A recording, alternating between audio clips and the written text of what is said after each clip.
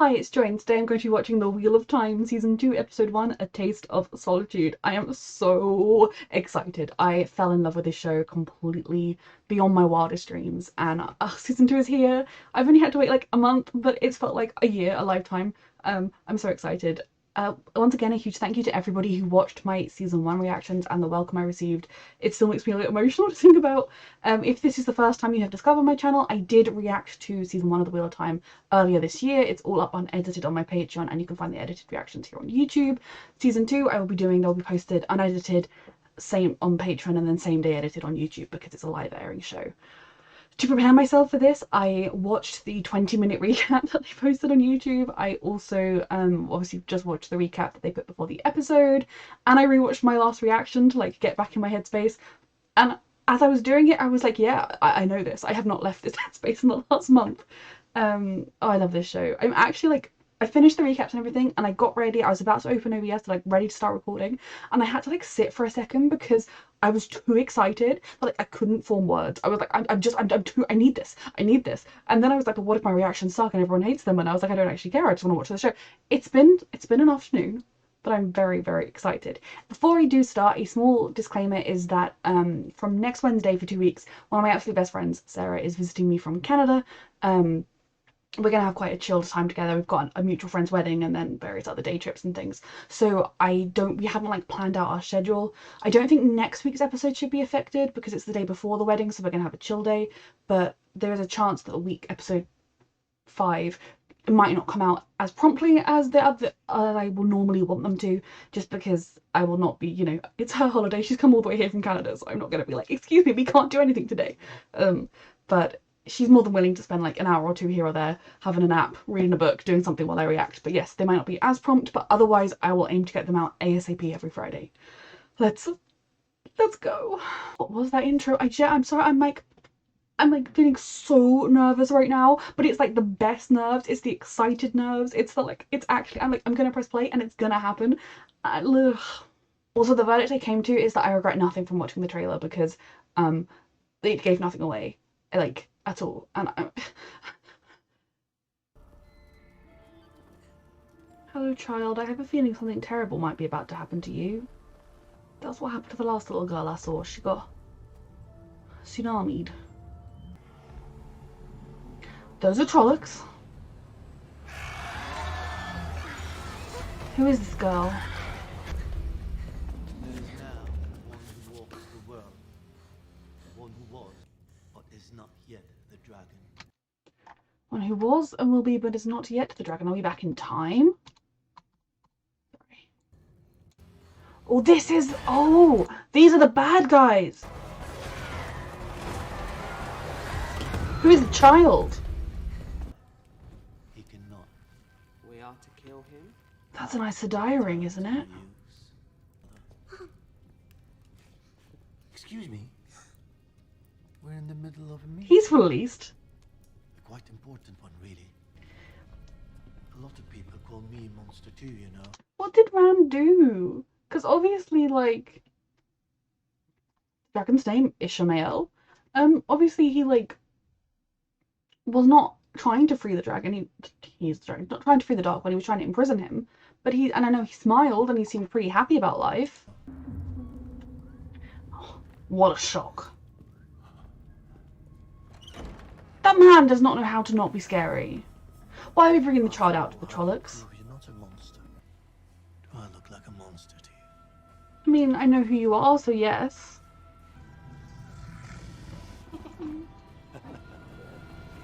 If she's the child of one of his underlings, he's not going to feed her to a Trolloc.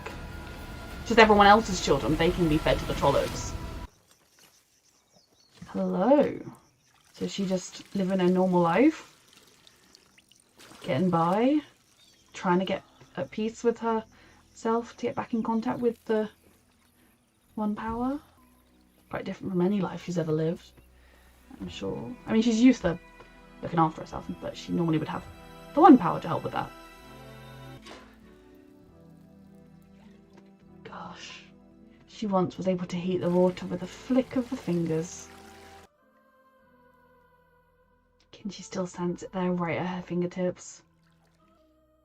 There will be a way to break through this. would just be like a unimaginable sense of pain. You're gonna get through this. I say so. Hello. It would be so foreign for him as well to not feel that connection to Moiraine. Does he feel any like glimmers of her pain through the bond? Or is it just the absence of it? It must be unbearable swinging So your is this sword wearing a such heavy woolen trousers. outpost of the Aes Sedai? You can style the brown to look nice, even if it is the most boring colour of the options. I'm a proud brown Aes Sedai.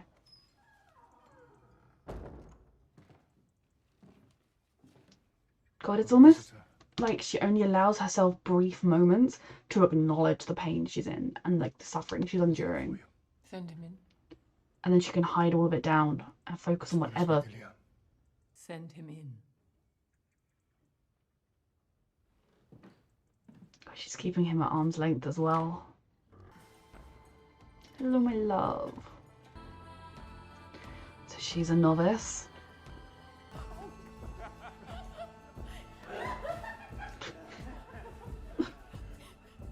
It's different to any way of life she's known before. Start at the bottom. Hello, my other love. Don't smile. First time we were here, she told us we were called by the weave itself. Mm-hmm. All we've done since we signed the Book of Novices is clean. Being a novice is a rite of passage. It is true. It's like they go from being on this grand quest that they were on, with the fate of the world hanging in the balance. Any one of them could have been the dragon. And I know we know that they are all focal points, I think was the phrase. If it's not, but they were all like, there are 5 of them are all very significant. It's not like Rand's the dragon and the rest don't matter. They all do matter. To going from like kind of like the grand destiny quest that they were on to scrubbing pans and peeling potatoes, it is a bit of a come down. But at the same time, if you do want to be an Aes Sedai, you can't just skip the low part. Every other Aes Sedai has been through this, I presume. So it is definitely going to be interesting for them to adjust. It builds character. Bless, this is just them. Egwene being like, nope, this is what you do. Every Aes Sedai has done it. It builds character. Like, kind of, even though she's kind of not, you know, love and life, would rather have jumped to the top or whatever. But she's like, no, you know, I'm doing the hard work, seeing the best of things, committing, and Nynaeve being like, this is stupid. This is not what it's supposed to be like. I don't fully trust this place. You do have enough character. So I can see when you're looming over me. It definitely as well for Nynaeve. She was the wisdom of the village, you know. Everyone looked to her, didn't they? She was the head, or the most wise, experienced person. You'd come to her with problems, and now being on the bottom of the totem pole, the lowest positioned person, it would chafe. It would not feel natural. There is pride there. You have to get around. It's not working. Try again. I did try again.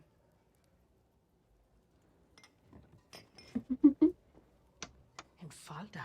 Also, something that I think I noted in the trailer, and I meant to comment on here, is how interesting it is that Egwene has undone her braid. She is not clinging to the ways of the Two Rivers. She is just as much of a woman as she was there, but she has got kind of the loose hair that the other novices have.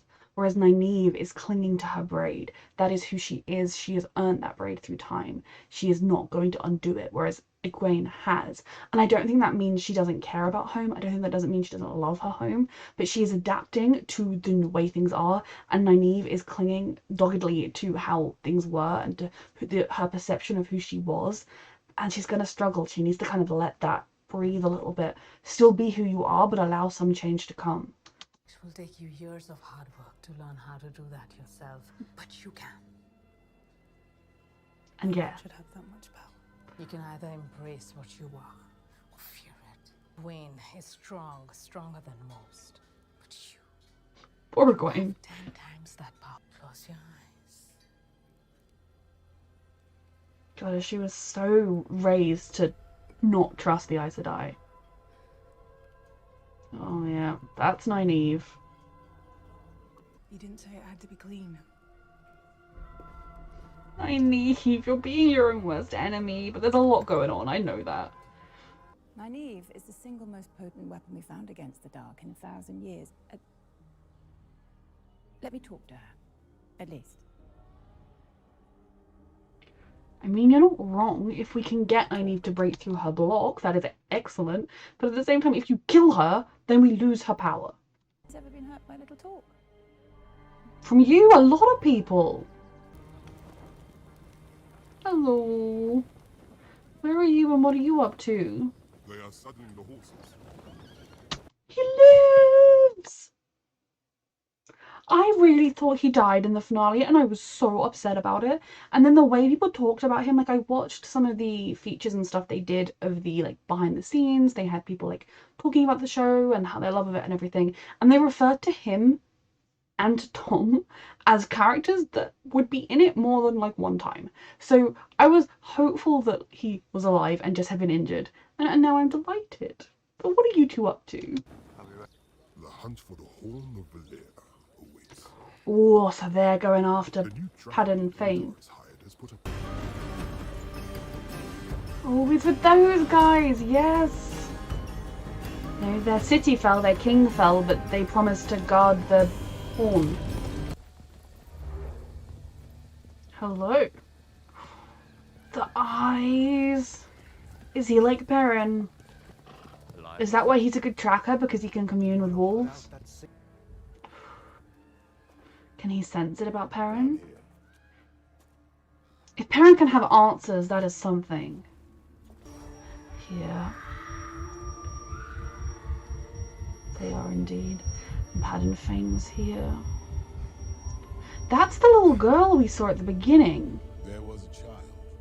But she thought her mummy was at the table. You don't strike me as a man who's afraid of a little silence. He is when the silence means he can't help someone he cares for. Would die for. Where? Outside Cairn. Your moondial there shattered one night this spring. Ooh. When know you have this one showdown happened. One mark for the poem then, but I'm not budging on the Heartstone. 50 marks. Does or she I will have go that to here? This is all I need. Yeah, she's not fussed about that. That was very good Thank you for bargaining. your time. The game, Master Doman, but the Aes Sedai invented it. Two men in black cloaks on horseback. Did you see their faces? Oh dear. No, Those sound like their hoods covered. fades. Are they coming here? Back to your boat.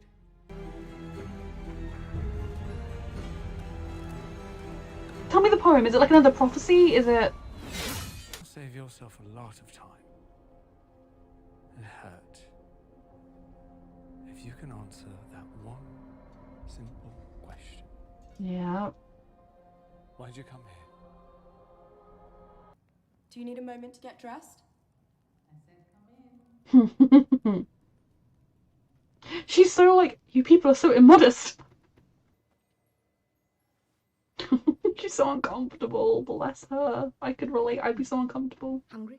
Remember, things are messy before they are perfect. Yeah. Nothing worthwhile is... I neat. can struggle with that kind of thing too. Why did she come here? To better herself? Because Lan wanted her to be with Egwene. What's she doing here? Better than most steel blades, but still not much use. She gonna try and make her feel I threatened have to fight hand to hand. into responding? Draining my strength. Because her big outburst came Position. when she was in an extreme position. I want to win. This is not a conversation. It might cause her to respond, but I don't think it's going to make her... Like your precious land. She knows the sore spots. Not casualty, and some fight their Aes Sedai forgets before they bond with someone. She knows how to make her wield, but is she going to now be able to access that whenever she wants to? Only once, and you were able to copy it. What did you do to me? Shielded it from the source. You can still feel it, but you can't touch it, can you? That's what's happened to Moiraine. Right? You're angry. Not about silt or swords, but about power. Okay, well, starting with the basics, however strong you are, is always a good thing. Well, thank you, that was very helpful. Did she get a bit carried away? And in return for all of that kindness, he brought the Trollocs to Outlaw.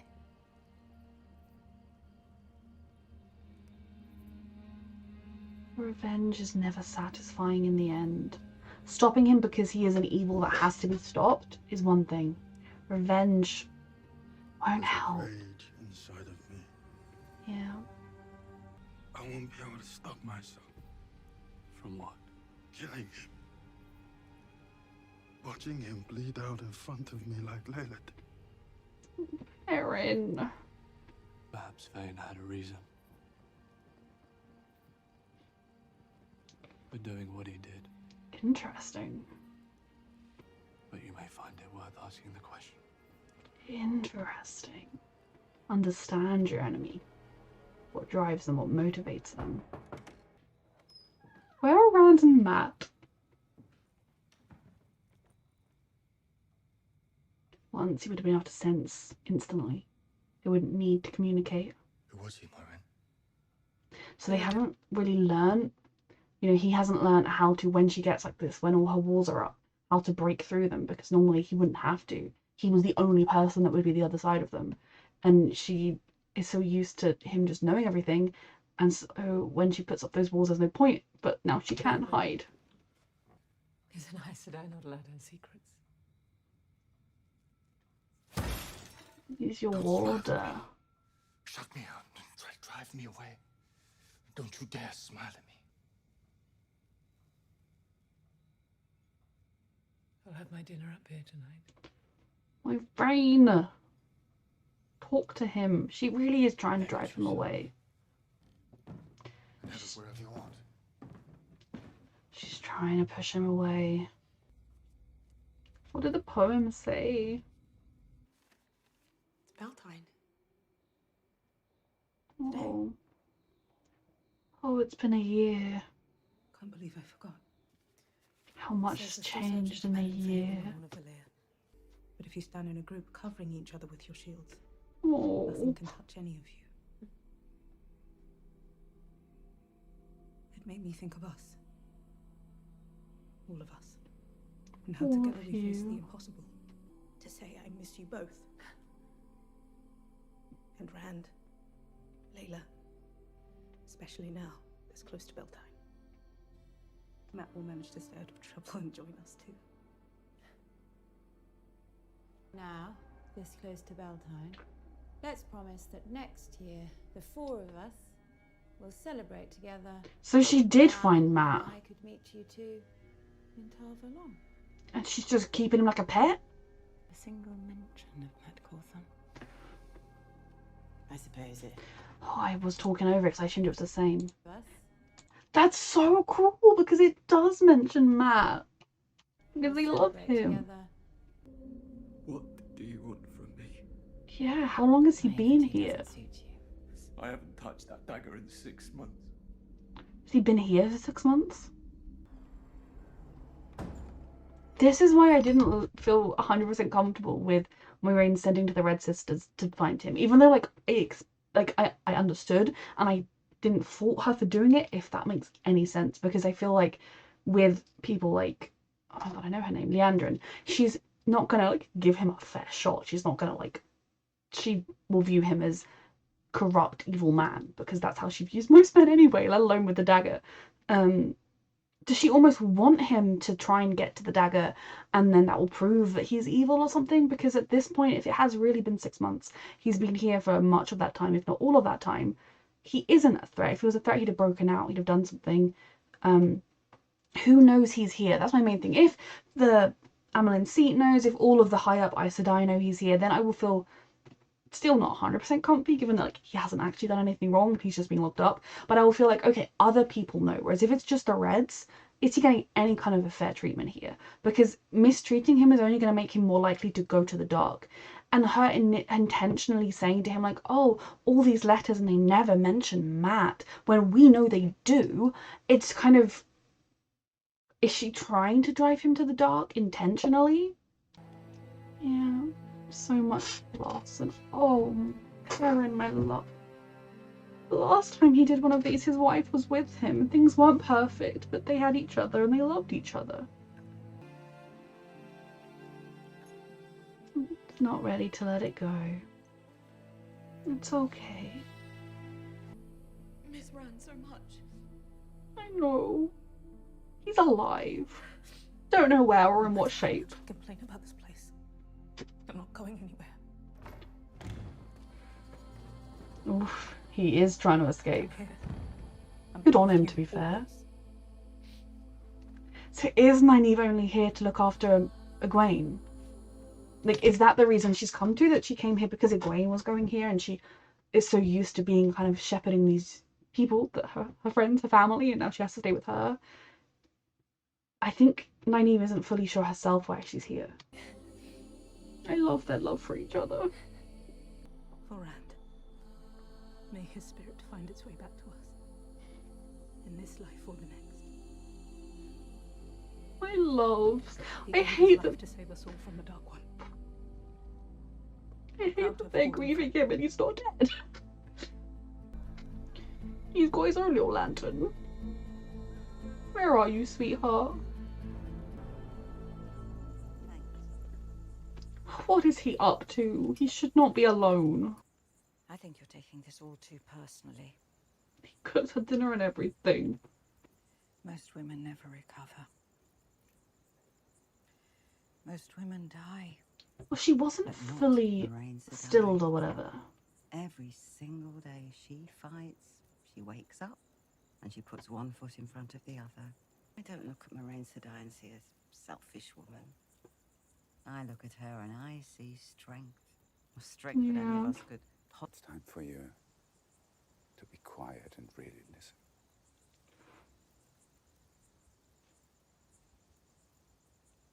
He needed this talk. I think that's the first time in my life someone's told me I need to be quiet. She gone. Did the poem say something that... Yep. Though I don't know if that was tracking her use of this magic. The one power.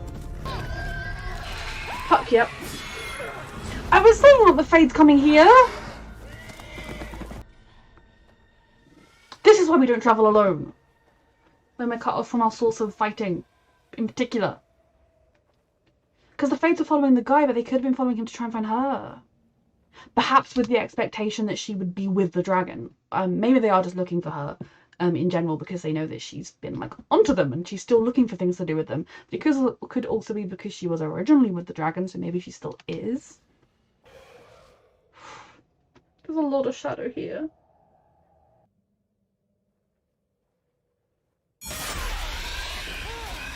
Holy shit!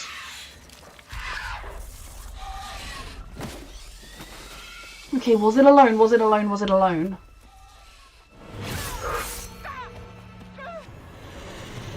There he is.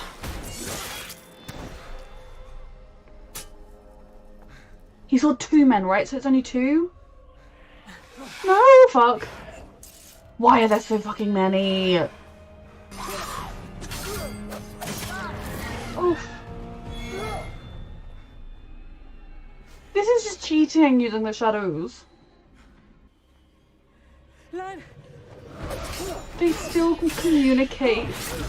Not as effectively, but they still can. Holy fuck! I did not expect the teeth gnashing.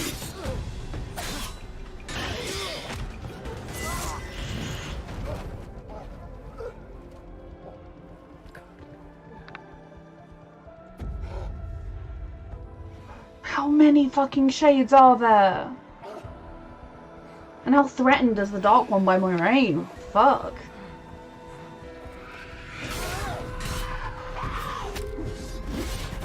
Oof.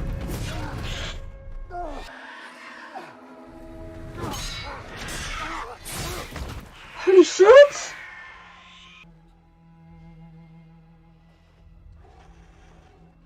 Is the desperation of the situation going to help her channel? Cover your ears! No. She really hoped for a moment.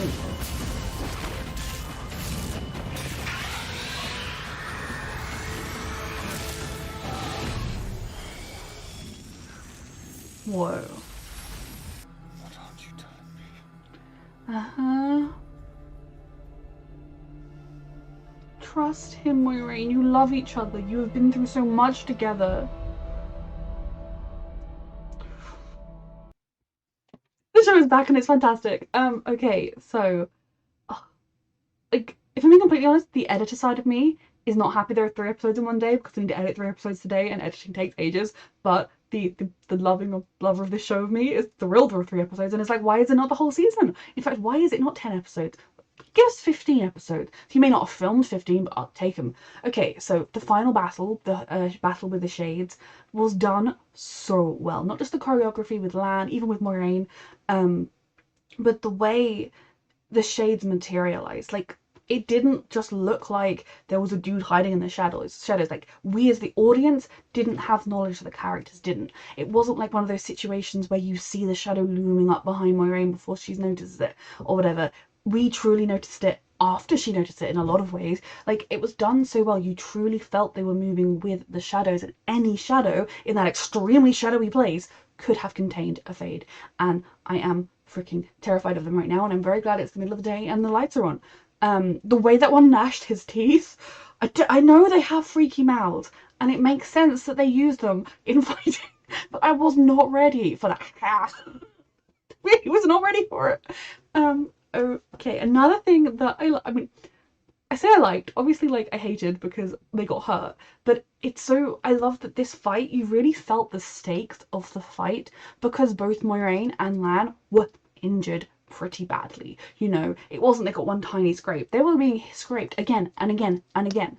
I have no great problem with fights because I feel, I mean, again, I'm not watching this with any confidence that these characters are going to survive. I will be heartbroken if they don't, but like, I feel like now it's like the beginning of season 2, beginning of book 2, probably these characters are gonna make it at least a decent chunk of the way. I mean, as far as I'm concerned, I will be headcanoning rewrites where they all survive, but that's not the point. But you know, I kind of felt like at this point they weren't going to die, but you still felt the stakes of this fight, and this show has always been so good at pushing things to the limit where you start thinking, are they going to survive? What? Maybe they're not.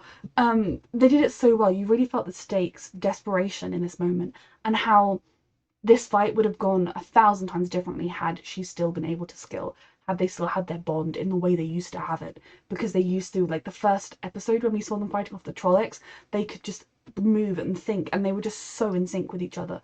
They still are in sync with each other, but I think it is just so different from what it was. And perhaps if they had more time to get used to this new normal, they would find another pattern of that, whether it's verbally like Moiraine shouting behind you, left, or whatever, and then kind of doing it with more verbal signals and physical signals rather than the bond, because these are two people who have spent 20 years side by side. They know each other very well, better than most people know anyone. So I thought the fight was a brilliant way of showcasing their individual skills and strengths, even with the strain of everything they're under, but also how enduring their bond is, and while at the same time showing how strained it is right now, if that makes any sense. And that final moment where he said, you know, what aren't you telling me? Moiraine in this episode, again, like, I love her so much, and she did me proud time and time again. I mean, what she is going through, it goes beyond anything we can imagine. And what I think, you know, I was kind of assuming we would find her on some sort of a quest to regain access to the One Power, you know, that she would be attempting to find a way around what was done to her. Now, maybe she did look and there wasn't anything because it has been 6 months, but what I adore about her is that she is trying to just be, well, I'm still Moiraine Sedai, I'm still just, you know, I need to stop the Dark One, I'm going about my quest, you know, I need to find out what's going on, finding more relics from before the Dark One, finding out things that happened, the poem always has a clue to something to do with the Dark One and other shenanigans going on. She is very much sticking on track with the mission that will help the world rather than the mission that will help her. And she's doing it in such a typical Moiraine fashion, where we saw in, the first season, there were so many instances where if she had let those walls down a little bit and talked to the Two Rivers crew and told her that she was also feeling a bit worried about stuff, or that, well, actually the thing I'm kind of doing is this, like, if she just given them more information, let them get to know her a little better, let them see her as more than just this mysterious woman who swept into town and was like, your lives are over, come with me, it would have made it a far smoother trip. I don't fault her for that. It's who she is, and it is something that life has shaped her this way in a lot of ways, as well as it being who she is. But this is really the first time Lan has been on the other side of that. Lan can't know what she's thinking, even if she doesn't really want him to. I know she could mask the bond, but she didn't really do that very often. And it was a thing where she was comfortable. But I think there is a difference in somebody intuitively knowing how you're suffering than having to verbally say to them, I feel really awful and this is why. Like, I think it'll be far harder for her to share what she's going through with him verbally than it would be for him to just pick up on it. She is not someone who is good at sharing. The bond kind of let him in without her needing to share, so he could support her in any way that she needed, and she could do it back if needed as well. So I think we kind of saw that, like, she does that walk. She's always been someone that has enjoyed cleanliness, being clean, savouring a bath when she can. And she still gives herself that comfort. That is who she, like, is a way of kind of showing herself that she is not a different person. She is still the same person she was before. She just does not have access to the one power at the moment. And we kind of saw in that moment when she let herself cry a little bit, let herself feel the lack in the bath. It's almost like that is her time when she lets herself feel sorry for herself. She lets herself feel the grief and pain she is going through for what she's done, and then she puts back on her armor, her clothing, and she steps back out into the world and tries to act as though she is Moiraine Sedai and she has everything under control. I think it would help her to let Lan in, but I don't think that she knows quite easily how to do that. And for him, he is so used to just being able to intuitively know everything that she needs and wants, and her keeping it at arm's length is a struggle. There's probably a part of her that thinks he'd be better off leaving and going and being bonded to somebody else, or going and having a life rather than whatever existence she's got left, because it's not what it was. I feel like it's both partly she's trying to make him leave, and partly she wants him to fight to stay, if that makes sense. I really enjoyed the conversation with the people around the dinner table where they said to him, like, she is so, like, she's not being selfish right now, she's surviving. And not only that, she is doing, I mean, given the circumstances, I would say she is close to flourishing. She is fighting, and so she's not being selfish. And if she's not good at communicating her needs, listen to her, let her show you in her own time and her own way. Obviously, Moiraine deciding to go off on this poem quest alone is not going to sit well with him. I'm so intrigued because she read that poem and was like, whoa. That it wasn't just a pretty little poem that maybe had a vague clue about something we could go and investigate. It immediately changed Moiraine's plans and mindset. So what was it about that, and why did she not want to take Lan with her? Because up till now, she would never previously have questioned taking him with her, unless she needed him to guard somebody else, but that isn't the case right now. There is no reason he could not have been by her side, and especially when she cannot access the one power, and if they were to be in any danger, like from the Fades that were following the merchant dude who literally just came here, she can defend herself pretty well, but given the scale of what they're up against, she is not as strong as she was, and perhaps part of it is her not wanting to admit that. Part of her is not wanting to admit that she is going to need more help than she did in the past, because she is not currently capable of as much as she once was. And there's nothing wrong with that. There is no shame in that, but it is still something you grieve over, a loss of what you were once able to do. So the fact of why she didn't bring him is fascinating to me. Is it almost that she kind of can't face being around him because he reminds her of what she's lost in some way? Like, I just feel like it's going to be so interesting, and I really hope we find out why she chose to go off alone without even telling him. Or, is it just it's going to be so dangerous that, much like when she and Rand went to face the Dark One at the end of the last season, she didn't want to risk anybody else's lives the more necessary? Does she feel like she's going to face something just as strong? Or did the poem say, at Beltide, you can find the dragon here? And so she was like, well, no one else knows he's alive. I'll go alone and have a chat with him. Like, I'm very intrigued about what her motivations were there. Next, I will talk about Egwene and Nynaeve. Now, Egwene so far has had kind of the most straightforward path. It's a path I can relate to deeply. She is both like trying her best. She wants to be like the best Aes Sedai ever, and you know, she kind of looked at Suain the Amelin Seat's dress, kind of a little bit like, wow, I'd love to have that much strength and power one day.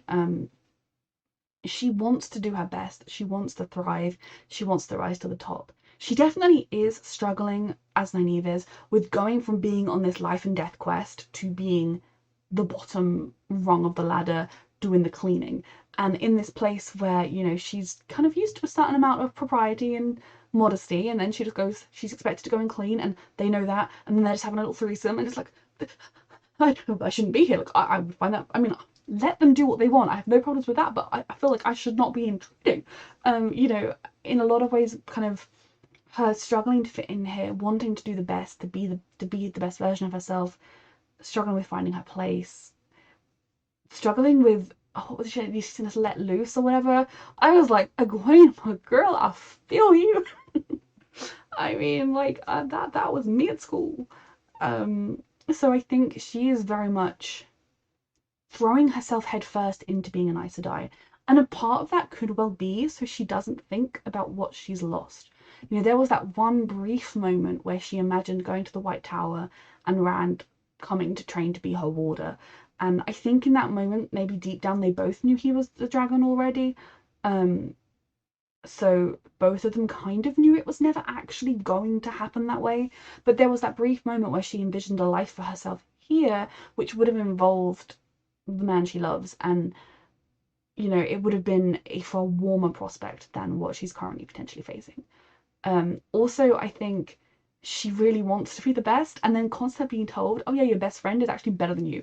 It's not fun, it's not great. I don't think she begrudges Nynaeve that, but I think it's probably a little bit hard for her when she is so desperate to prove herself and to prove how strong she is, to be told that Nynaeve is infinitely stronger and isn't trying. I also think that those would be kind of thoughts that Egwene would immediately admonish herself for, and they wouldn't be like what she actually thinks, but they would be kind of like the little mean voice in your head that's talking when you're struggling.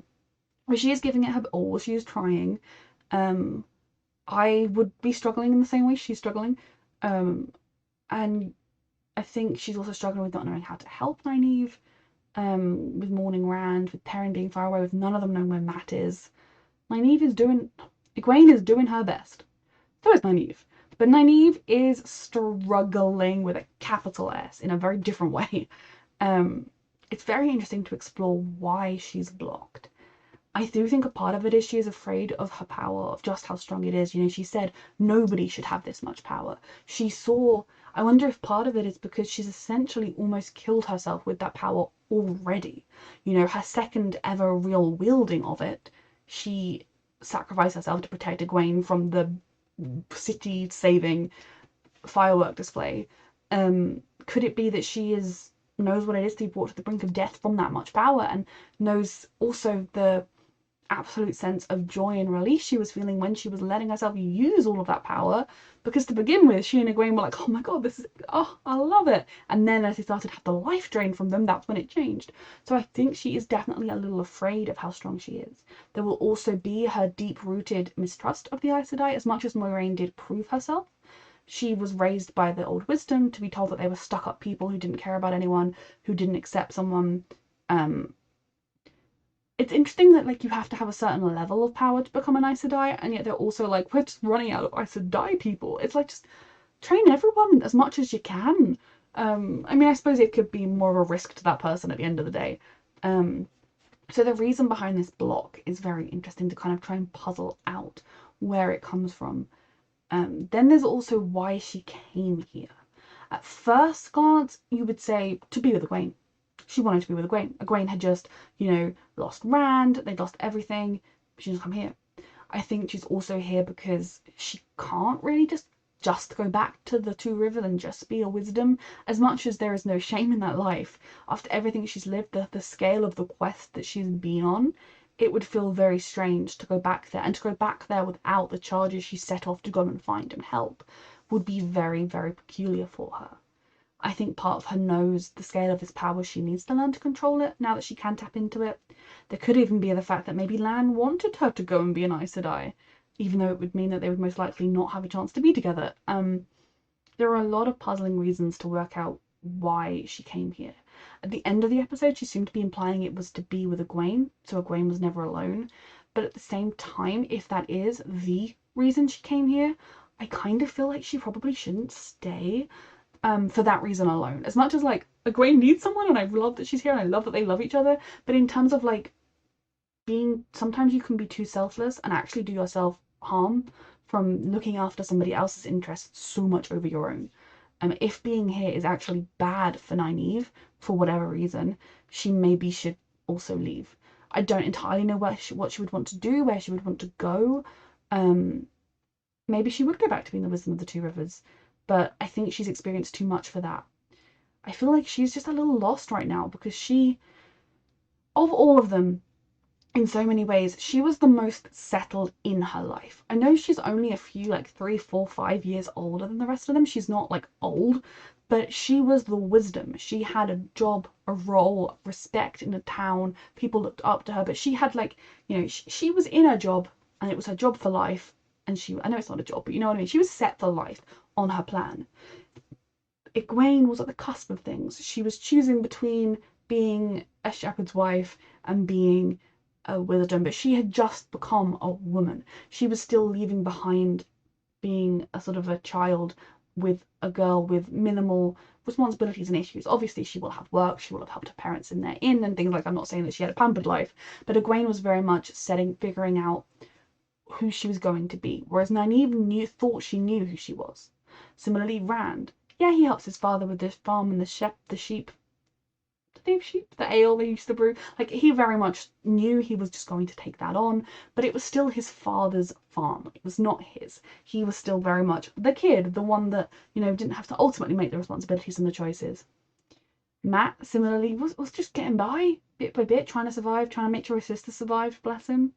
Perrin was probably the next most settled, but I think even within that, there was the tension of, did he only pick Layla because he couldn't have who he really wanted, and Layla kind of worrying about that and sensing that.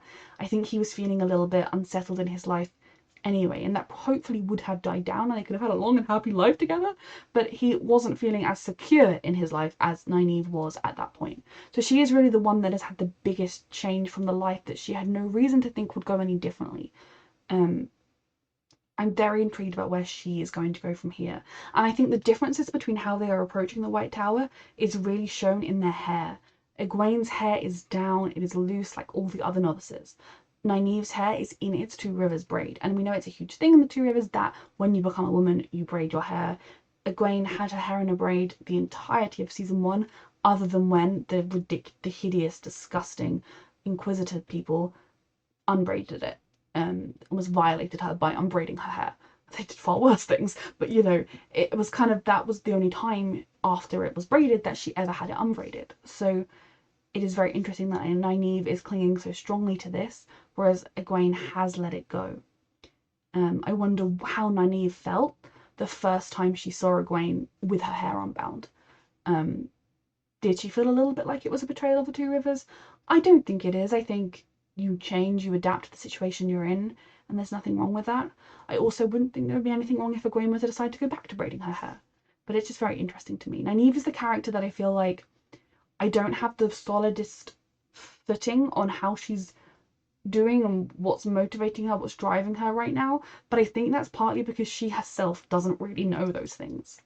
Then I will move on to Mat staying in the White Tower. That poor boy has been in the White Tower for 6 months now. I was worried initially when Moiraine asked for the Reds to find him. I didn't fault her for it because, I mean, she was literally about to go off on a suicide mission herself. As far as she knows, this boy is wielding magic, has got back the dagger, is going mad, is just, you know, the sooner the Reds find him and stop that, the better. You would hope that once 6 months had passed and he had literally done nothing, that maybe they would let him go with like just being watched or something, you know, give him like a bit more freedom, a bit more independence, not treat him as a prisoner. And I don't think, but I think at that point Moiraine was almost that like she was in such a kind of endgame mission zone that there wasn't really time for her to do anything else. The thing to do, in my opinion, would have been to also send a message to Lana, like to other people, so that other people knew about him. Because if the Reds are the only ones who know he's here, I don't necessarily think he's getting the fairest and most humane treatment. Now, as cells go, it looked alright, it wasn't the worst cell, but being in that cell for 6 months with the only person is Leandrin coming and telling you that your friends hate you and haven't forgiven you, and of course they haven't because you betrayed them, it's not gonna do great for the mental health, and Matt's mental health was shaky at best. So I don't fault Moiraine for what she did, and I really want to make that clear. I'm not being like, how could you? Because I do understand why she had to call for the Reds, but at the same time, from Matt's help for wanting to protect Mat, this is not good. And if he escapes the White Tower, will he be viewed as having escaped? I feel like Leandrin almost wants him to break the rules, wants him to do something that will justify her punishing him, when really he made a dumb choice by picking up the dagger, but he hasn't done anything else since. Maybe he wanted the dagger. Maybe when they picked him up 6 months ago, he was on his way to find the dagger. We don't know. But it's particularly cruel to leave him there for 6 months when there are people who love him here who could come and talk to him and help him through whatever he's going through, if you think he's going through something. And then to read their letters to him and intentionally omit the mentions of Mat. So wrong, so disgusting. Solidifies me not liking Leandrin. I can see a potential where the Reds are useful. I don't think every Red is evil, but just the more I see of Leandrin, the more I just don't like her. I didn't like the way she approached Nynaeve in that situation. Now maybe there is some merit to that. I feel like if anything, the older Aes Sedai, like the ones that the novice headmistress was talking to, should have discussed things and been like, well, think about when Nynaeve has wielded. It didn't really manifest in her until she was facing this incident where this man she cared for and a lot of other people had just been murdered, and she was trying to undo that murder and stop the person that had attacked them. Like, that was what brought it out of her. It wasn't, it was a life and death situation, panic. So, and the second time was kind of passing it on to someone else in a life and death panic situation. So you could see the argument for needing to make her feel that way to make her wield the power. But how is that going to teach her? Like, oh, so she's going to have to get herself into this absolute state every time she wants to wield? I think, if anything, acknowledging what has led her to wield before and talking with her about, again, she doesn't let anyone in, but kind of getting her to approach why she's not wielding is the answer, not just making her angry all the time. But Leandrin still wants to make her come to her side. So I don't like Leandrin. The actress is fantastic. It is like, whenever I say I don't like someone, I'm not criticizing the actor. If anything, I'm praising them because I don't like their character, and they've done a good job at it. But the way she is treating Mat really solidified that, because if from their conversation it had been like, I'd only just re-picked up the dagger, then I might be like, okay, I can get it. I get why. But there is no current evidence that Mat was actually doing anything wrong. He probably does need to be monitored and watched for a little while, but I don't think he necessarily needs to be imprisoned, lied to, manipulated. I'm very worried about where he's going next. Then we will jump to beloved Perrin, who is, initially I was sad because he seemed to be alone, but he's not. He's with Loyal, who is alive, and that, if this show being back hadn't made my day, that would have made my day. Like I said, the behind the scenes stuff I watched, people referred to both Tom and Loyal as though they were in more than one book, as though they stuck around for at least more than one chapter. The show may have changed that with Tom, because there really has been no mention of him in a very long time. So, but if he does appear down the line, I'm not going to be as shocked as I would have been if I hadn't watched the behind the scenes. But I also don't think, on the scale of things, it's that big a spoiler. Like, they didn't spoil anything else, any major things. It was more just the way they discussed his character, and the show could choose to do something totally different with his character, which would mean he does not return. But Loial being there so Perrin isn't alone, everything to me. And the way he's writing so regularly to Egwene and Nynaeve, and we know he's getting correspondence from home as well. And he's with the guards from the border. Oh my god. You know, the city we were in last episode. Brain fog sucks because I knew this name. They mentioned it enough times. They're kind of, their king's last message to them was find the horn, protect it, give it to the dragon, I think. So they're kind of trying to honour that last request, aren't they? They're going after Padden Fane, as well as getting justice for the people that wronged them. I did like that the head guy wanted to bury even the enemy. It is something that I noticed after the battle with Logain. They buried everybody. It wasn't just their people on their side. They honoured both sides. I think it puts you a step above the enemy you're facing because it shows you truly do have honour and you're not just pretending at it.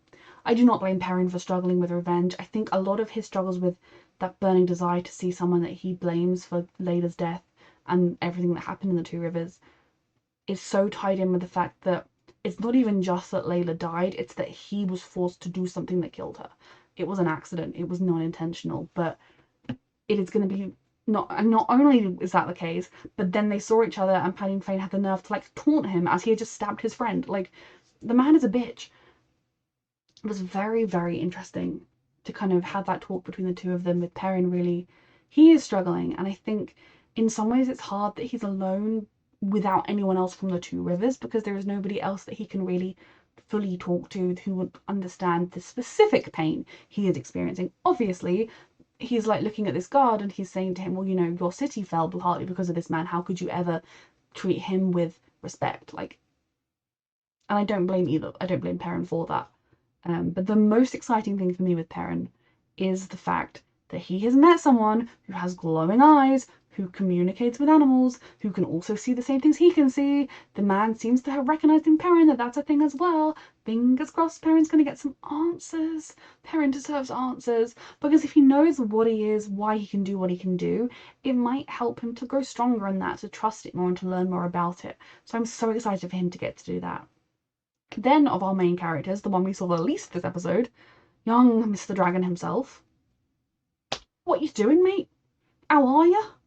I obviously cannot do an in-depth analysis of Rand right now because he literally just walked and put a lantern on a post. But it is good to see that he is honouring Beltide because that shows that he is still himself and has not succumbed to the madness. I would have been surprised if he had entirely succumbed to madness since the last season. It would have been an interesting choice. But you know, he's with it enough to do that. Where is he? How is he getting by? What is his plan? Does he think they won?